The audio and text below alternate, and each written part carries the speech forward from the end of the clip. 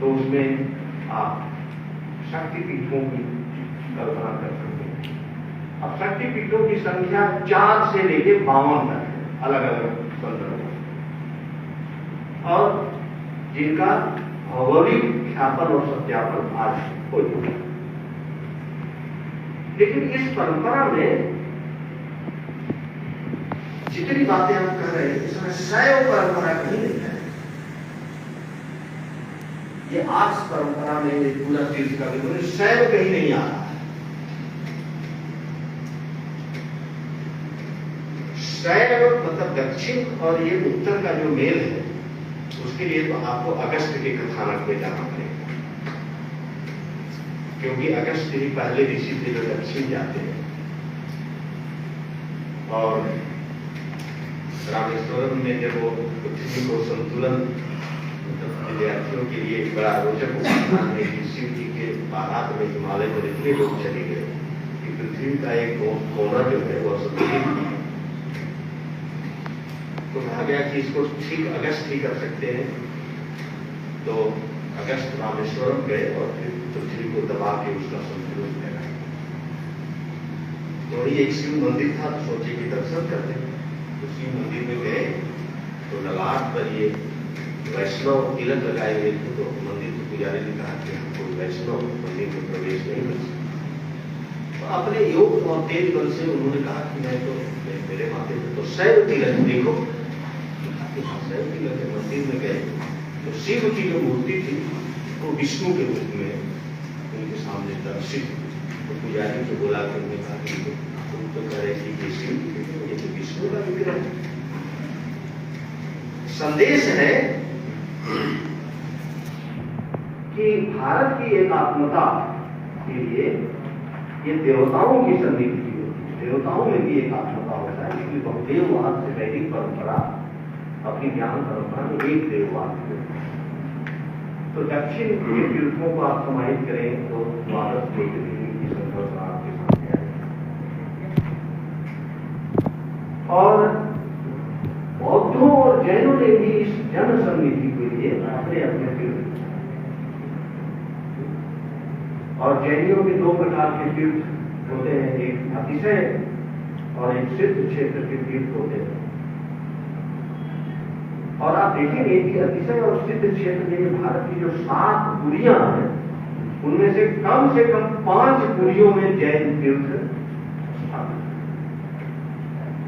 लेकिन बृहत्तर भारत में तीर्थ की एक नवीन संकल्पना को साकार करने वाला जो प्रयास इस बौद्धों के द्वारा हुआ, तो ये था तो बुद्ध का जन्म स्थान, बोधि स्थान, धर्म चक्र प्रवर्तन स्थान, ये सब तो मान लीजिए स्वाभाविक है। लेकिन 70 यक्ष पीठों की स्थापना जो बौद्धों ने की है, जो गांधार और अफगानिस्तान की पूरी भौगोलिक सीमा को आवृत करता है, इन 70 यक्ष पीठों की स्थापना जो है वो बहुत महत्वपूर्ण है। जैसे अपने यहाँ शक्तिपीठ है, वैसे बौद्धों ने 70 यक्षिणी पीठों को स्थापित किया। और इस तरह से बौद्ध, जैन, शैव, शाक्त, वैष्णव, आर्ष परंपरा की जो सन्निधि है ना, उसमें तीर्थों की एक संकल्पना, बृहत्तर संकल्पना हमारे सामने आती है। अब इसमें गंगा, पूरे तीर्थ संकल्पना में गंगा का जो महत्व है, तो गंगा के पीछे का क्या उपाख्यान है? यहाँ बहुत सारे युवा विद्यार्थी बैठे हैं जो उनकी सूचना दधीची की हड्डी से जब इंद्र ने असुर का वध किया, तो कुछ जो असुर थे, राक्षस थे, वो समुद्र की ओर चले गए और वहां वशिष्ठादि के आश्रम में उपद्रव जाने लगे।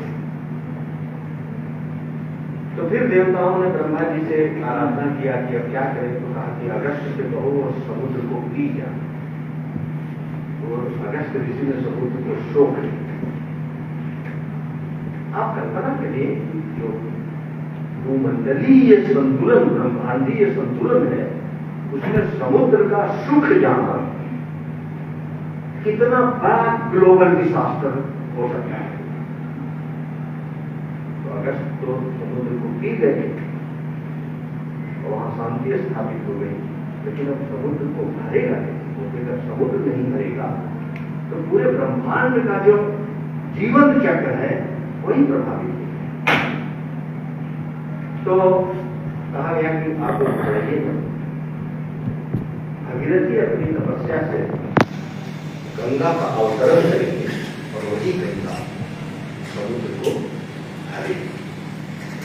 इसलिए गंगा हिमालय से निकलती है और 500 नदियों की जल सन्निधि को अपने में समाहित करते हुए, कल कल छल छल करते हुए पूरे जिस भूमि प्रतिष्ठा के जिस भुवन कोश का मैंने संकेत किया उसको अभिसिंचित करते हुए सबसे लंबी दूरी, सबसे लंबी यात्रा तय करते हुए वो समुद्र को जाके भरती है। ये गंगा का महात्म्य, ये गंगा का महात्म्य। उस समुद्र को 500 नदियों के जलों को सन्निधि करते हुए, समाहित करते हुए उस समुद्र को भरती है, इसलिए गंगा का महात्म्य। और आप सब लोग जानते हो कि सबसे लंबी नदी है, इस भुवन कोश के सबसे ज्यादा एरिया को अभिसिंचित करती है। और प्रयाग, आप देखिए ना कि मतलब जब गंगा निकलती है तो गंगा द्वार हरिद्वार में आने से पहले वो 5 प्रयागों की संकल्पना को पूरा करती है। विष्णु प्रयाग, नंद प्रयाग, कर्म प्रयाग, युद्ध प्रयाग, देव प्रयाग और तब गंगा द्वार हरिद्वार। मैं तो प्रयाग की संकल्पना को बेहतर रूप में यदि आप देखना चाहें तो जिन 500 नदियों की सन्निधि गंगा में जहां जहां होती है वो 500 प्रयाग है, वो 500 प्रयाग है।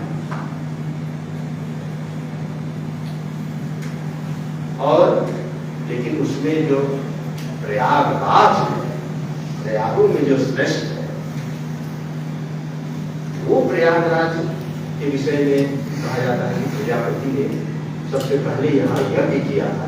यज्ञ संस्थान की शुरुआत भी यहाँ हुई थी, इसीलिए इसको प्रयागों में श्रेष्ठ प्रयागराज था। और आश्चर्यजनक रूप से इसका संकेत ऋग्वेद में कि गंगा और जमुना जो है वो समुद्र की 2 पत्नियां हैं।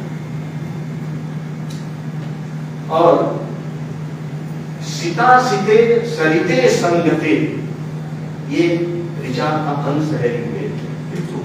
सीता सीते सरिते संगते, सीता सीते मतलब श्वेत और कृष्ण, श्वेत गंगा और कृष्ण, सरिते संगते, ये प्रयाग का संकेत ऋग्वेद में।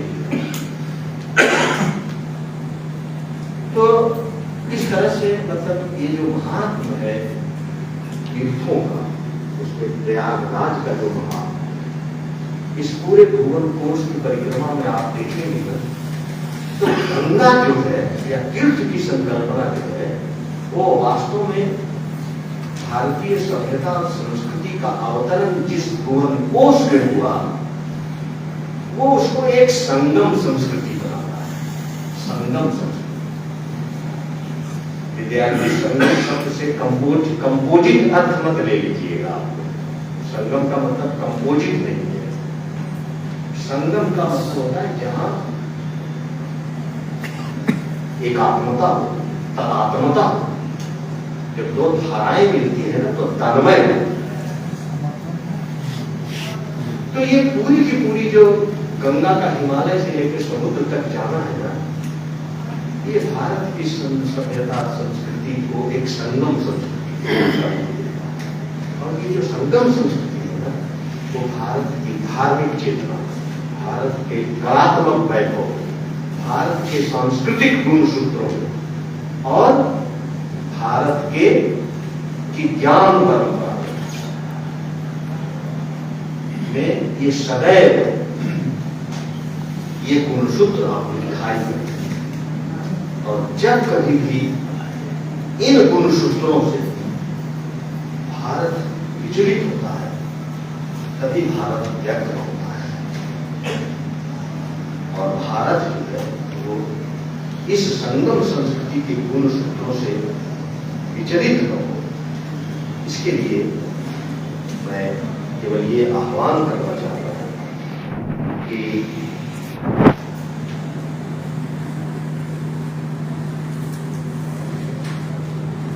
इस आह्वान के साथ ये अपनी बात को समाप्त करें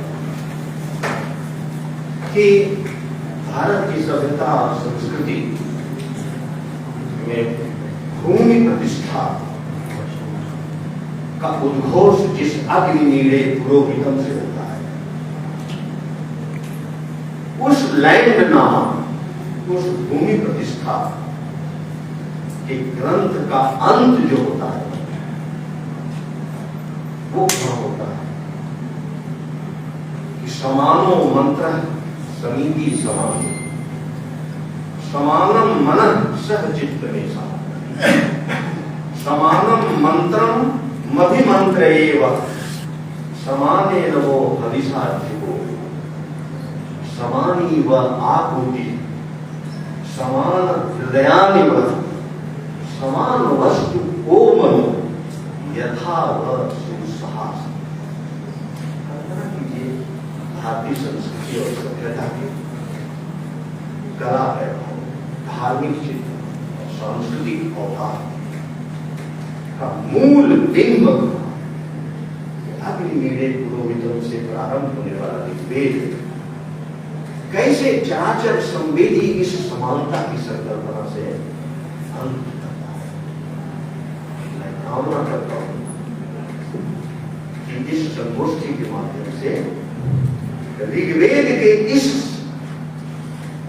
समानी च आकुति समान हृदयानि समान वस्तु गोमनो यथा व सुभाषण, ये जो संगम और समत्व एक लयता की जो हमारी सांस्कृतिक चेतना है ना, ये संदेश इस संगोष्ठी से बाहर जाए और पूरे भारत की जन चेतना और जन सन्निधि को ऋग्वेद का यही मंत्र उनकी चेतना को अनुप्राणित करे।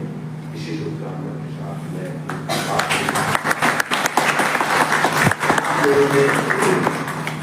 मेरे जैसे अल्पा की व्यक्ति इलाहाबाद संग्रहालय में आके बोलना और वो भी एक दर्शन का अध्यापक, प्राचीन इतिहास विभाग जिसकी कितनी वैभवशाली परंपरा रही है, उनके बीच में आपने मुझे